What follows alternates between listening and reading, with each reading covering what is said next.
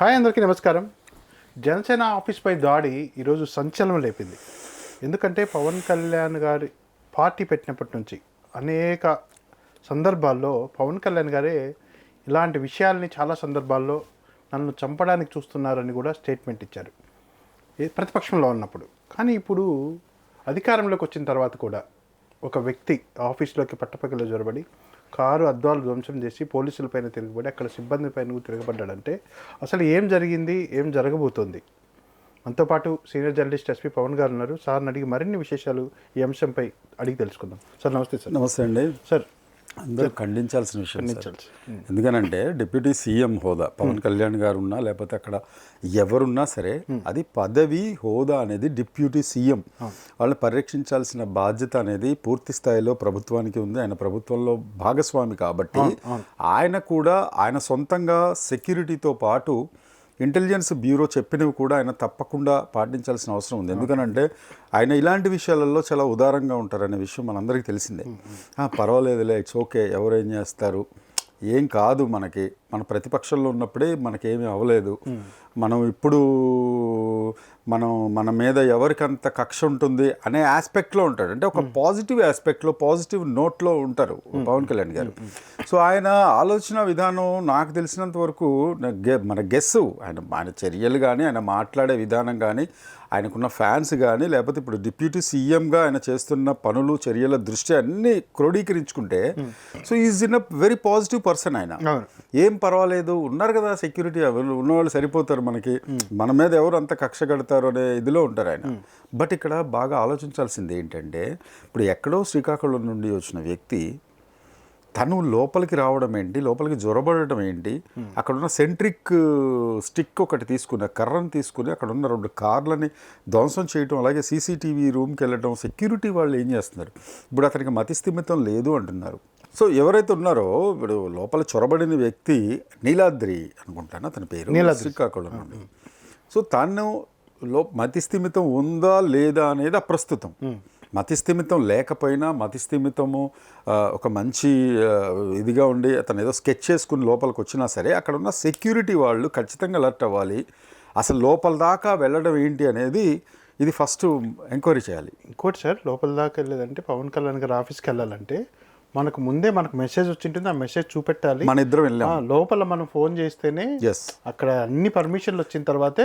కిరణ్ గారు మేము వెళ్ళామండి, ఆయన పవన్ కళ్యాణ్ గారి మీటింగ్కి మేము లోపలికి అటెండ్ అయినప్పుడు ఆయనతో ఇంటర్వ్యూ ఉండింది మనకి కిరణ్ టీవీ తరఫున. మేము వెళ్ళినప్పుడు చాలా సెక్యూరిటీ టైట్గా అనమాట. నేషనల్ మీడియా వచ్చారు, ఆ మీడియాతో పాటు కిరణ్ టీవీ కూడా అటెండ్ అయింది. We are very much privileged of attending that meeting.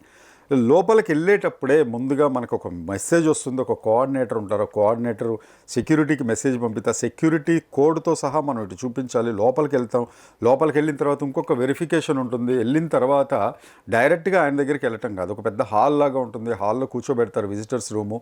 తర్వాత కూడా లోపల కూడా చాలా అంటే ఒక ఫిల్టర్ అనేది ఉంటుంది ఆయన రీచ్ అవ్వాలి అని అంటే. సో అంతవరకు ఉన్నప్పుడు మామూలు జర్నలిస్టులు కానీ లేకపోతే రిపోర్టర్స్ ఎవరైనా సరే మనం వెళ్ళాలనుకున్నప్పుడు ఒక ప్రాసెస్ అంతగా ఉన్నప్పుడు అతను ఎలా చొరబడ్డాడు, పైగా వాల్స్ ఉంటాయి, ఒక కామన్ పర్సన్ ఎలా వెళ్ళాడు, మతిస్థిమితం లేదు అంటున్నారు. అప్పుడు ఇంకా జాగ్రత్తగా ఉండాలి కదా, వాడు మాట్లాడే తీరు, ప్రవర్తించే తీరు, సెక్యూరిటీకి అనుమానం రావాలి. సరే, ఇది నెంబర్ 1. రెండోది ఏంటంటే పవన్ కళ్యాణ్ గారికి కూడా ఇంతకుముందు కూడా ఇంటెలిజెన్స్ బ్యూరో తరఫు నుండి థ్రెటన్స్ లేదండి, మీరు చాలా జాగ్రత్తగా ఉండాలనే పాయింట్స్ మనకి వచ్చాయి. అది అందరికీ తెలిసిన విషయం. అది కూడా వారాహి వాహనంలో అప్పుడు వెళ్తున్నప్పుడు బ్లేడ్ బ్యాచ్ నా కోసం తిరుగుతోందని కూడా ఆయన ప్రకటన చేశాడు సార్. ఆయన కూడా చెప్పాడు. అలాంటప్పుడు ఇలాంటి సంఘటనలు జరిగినప్పుడు ఎంతో అభిమానిస్తున్న ఫ్యాన్స్ కానీ ఇప్పుడు డిప్యూటీ సీఎంగా సార్ ఇప్పుడు ఇంత సెక్యూరిటీ ప్లేస్లోకి వచ్చినప్పుడు మళ్ళీ ఇలాంటివి జరిగినప్పుడు ఏదో అనుమానాలకు దారితీస్తుంది సార్. కానీ ఇది అతనికి మానసిక స్థితి బాగలేదని తెలిసినా కూడా కానీ ఇది ఒక అంటే సెక్యూరిటీ అక్కడ ఎట్లుందనేది అర్థమవుతుంది. సార్ అదే ఇప్పుడు లక్కీగా ఏంటంటే ఒక సైడ్ నుంచి ఒక రకంగా ఆలోచిస్తే ఎప్పుడు ఇంకా టైట్ సెక్యూరిటీ చేసుకునేది ఒకటి అవకాశం ఉంటుంది. ఎందుకంటే పవన్ కళ్యాణ్ గారు అందరూ మన వాళ్ళే, మనకేం పర్వాలేదు, అందరూ మనల్ని అభిమానించే వాళ్ళు అని అనుకోకుండా ఇప్పుడు వాళ్ళు ఎవరైతే భద్రతా సిబ్బంది సూచనలు, ఇంటెలిజెన్స్ వాళ్ళు చెప్పినవి ఇవన్నీ ఆయన క్లియర్ కట్గా ఆయన కూడా పాటించి కొంచెం సెక్యూరిటీ అనేది ఇంకా పెంచుకుంటే ఇంకా బాగుంటుంది అనేది మన ఫస్ట్ అభిప్రాయం. రెండో విషయం ఏంటంటే ఇందులో ఇంకేదైనా నేరపూరితమైన కోణాలు ఏమైనా ఉన్నాయా, డెప్త్గా డెప్త్ ఆలోచించాల్సిన అవసరం ఉంది. అలాగే ఇప్పుడు ఆయన సినిమా ఉస్తాద్ భగత్ సింగ్ రాబోతున్నప్పుడు ఖచ్చితంగా ప్రీ రిలీజెస్కి వాటికి జనాల్లోకి ఆయన కూడా రావాల్సి ఉంటుంది.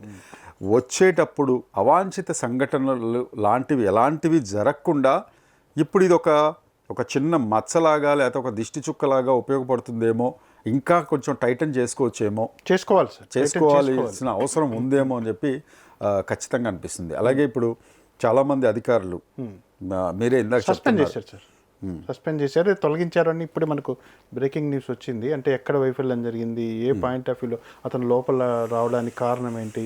ఇప్పుడే పవన్ కళ్యాణ్ గారు ఇంటెలిజెన్స్తో కూడా మీట్ అయ్యారు. నాకు తెలిసి డిపార్ట్మెంటే ఎక్కడ ఏం జరిగిందో తెలుసుకొని తాత్కాలికంగా పక్కన పెట్టిందో కొంతమంది అధికారులను ఏంటనేది మనకు ఇంకా ఇన్ఫర్మేషన్ రావాల్సింది సార్. బట్ పనిష్మెంట్ అయితే ఇవ్వాలి సార్ ఖచ్చితంగా. ఎందుకంటే పనిష్మెంట్ సీఎం హోదా ప్లస్ ఎంతరికో ఆరాధ్య నాయకుడు, ఆరాధ్య కథానాయకుడు కూడా చాలా మంది హర్ట్ అయ్యే విషయం సార్. అవును, అంటే మానసికంగా కూడా చాలా మంది ఇదవుతారు. పవన్ కళ్యాణ్ గారికి ఇలా జరిగిందంటే అది ఆయన ముందుగానే ఇంత భారీ పర్యటనలో ఉన్నప్పుడు ఈ స్కెచ్ అంటే ఈ నీలాద్రి అనే అతను మానసికంగా స్థిమితంగా లేని వ్యక్తే లోపలికి వెళ్ళి 20 నిమిషాల పాటు సీసీ కెమెరాల రూమ్లో ఉండి అదే ప్లాన్డ్గా వచ్చేవాడైతే అవును అక్కడికి అంతసేపు కూడా గమనించలేదు. 20 నిమిషాలు లోపల ఉన్నాడంట, పోలీసుల పైన తిరగబడ్డాడంట, 2 కార్లను ధ్వంసం చేశాడు. అంటే ఎంత ఇక్కడ ఇచ్చేయాలి, ఎందుకంటే మనం వెళ్ళినప్పుడు ఎంత స్ట్రిక్ట్గా ఉంటుంది పవన్ కళ్యాణ్ గారిని. అవును, ఇప్పటికే చాలా మంది మమ్మల్ని కలవనీయట్లేదు, అసలు అక్కడ వెళ్ళలేము లోపలి కానీ ఆవేదన ఫ్యాన్స్ కానీ చాలా మంది రాజకీయ నాయకులు కానీ ఇదవుతున్నారు. అలాంటి టైంలో ఇతను ఎట్లా ఇదయ్యారు? అవును, మనకు చాలా సందేహాలు వస్తాయి గతంలో జరిగిన పరిణామాలన్నీ చూసుకుంటే. అందుకే అంత సెక్యూరిటీగా వారాహి వాహనం వెహికల్ని కూడా చాలా సెక్యూరిటీగా బుల్లెట్ ప్రూఫ్గా చేయించుకున్నాడు సార్. ఇలాంటి థ్రెటెన్స్ జనంలో తిరగాలి, ఆయనకి ఎంత ప్రమాదం ఉందో, ఆయన గొప్ప అంటే ఆయన అవసరం ఎంత ఉందో తెలుసు మనకు రాష్ట్రానికి. ఆయనకు కూడా తెలుసు ఆయనకి ఎంత థ్రెటెన్ ఉందో. ఆయన ముందు సాగుతున్నప్పుడు ఎలాంటి అవాంతరాలు వస్తాయి ఆయనకి, అందుకే మెసేజ్ ఉంది కాబట్టి వారాహి ఇలాంటి చాలా స్ట్రాంగ్ వెహికల్ చేయించుకున్నారు జనంలో తిరగడానికి. ప్లస్ ఆయన చుట్టూ ఎవరు చేరకుండా బ్యారికేడ్స్ కూడా పెట్టుకున్నారు, ఎందుకంటే ఇన్ఫర్మేషన్ ఉంది. ఆయన పైన బ్లేడ్ బ్యాచ్ కూడా తిరుగుతుంది, ఇంకా కొంతమంది తిరుగుతున్నారు. పవన్ కళ్యాణ్ గారిని ఆయనే చెప్పాడు, వరే నన్ను చంపడానికి తిరుగుతున్నారు, నాకు తెలుసు ఆ విషయం కూడా అన్నాడు సార్ ఒకానొక సందర్భంలో. అలాంటప్పుడు ఈ పరిణామం ఇలాంటి జరిగినప్పుడు కొన్ని సందేహాలకు తావిస్తుంది. పవన్ కళ్యాణ్ గారికి కూడా ఎక్కడో ఉంది కాబట్టి ఈరోజు ఇంటెలిజెన్స్ మీటింగ్ పెట్టుకున్నాడు సార్. కానీ మీరు చెప్పినట్లు దిష్టి చుక్కలాగా ఇది ఒక అలర్ట్ కావడానికి మనం ఇదిగా ఉండకూడదు, అలర్ట్గా ఉండాలి అని ఇది ఒక సంకేతం ఇచ్చింది. బాగుంటుంది. ఇప్పటి నుంచి ఇంకా సెక్యూరిటీ నాకు తెలిసి ఇంకా చాలా అలర్ట్, చాలా టైటన్ చేస్తారండి డెఫినెట్గా. అది కూడా మనం ఆహ్వానించదగ్గ విషయమే. ఎందుకంటే కిరణ్ గారు అన్నట్టు ఆయన ఎంత కీలకమైన పర్సన్ అన్ని రకాలుగా, అటు సినిమా ఇండస్ట్రీకి కానీ ఇటు పొలిటికల్గా కానీ రాష్ట్రానికి అత్యంత కావాల్సిన వ్యక్తి వివివిఐపి. సో డెఫినెట్గా ఆయన సెక్యూరిటీ పెంచాలి, ఆయనకి ఇలాంటి అవాంఛనీయ సంఘటనలు జరగకూడదు అని మనస్ఫూర్తిగా అయితే నేను కోరుకుంటున్నాను. తప్పకుండా.